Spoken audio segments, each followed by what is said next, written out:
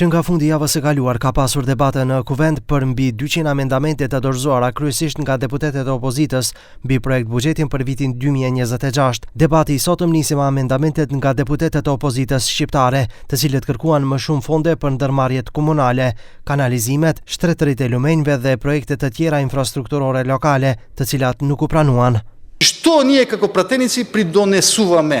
Еве за тие средби со граѓаните. Правиме средби. Како можеме да им излеземе на преспред на тие граѓани? Еве, дали некој од вас, пратеници, вклучувајќи им сами од себе си, сме поставиле прашање дали некојаш сме исполнили некоја барање на граѓаните? Амандманот кој што почитуваниот пратеник го повара не се прифаќа. Еден од приоритетите на оваа влада со програмата 2024-2028 година е поддршката на општините и секако равномерниот регионален развој.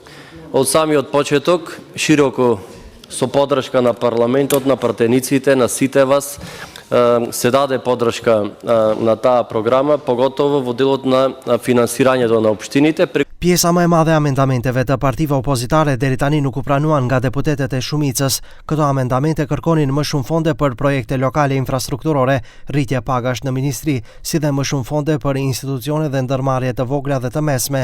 Kohët e fundit, pjesërisht u pranua amendamenti për më shumë fonde për Agjencinë Teknike Operative. Sipas njoftimeve, seanca plenare ku do të shqyrtohet projekt buxheti për vitin 2026 pritet të mbahet më 9 dhjetor.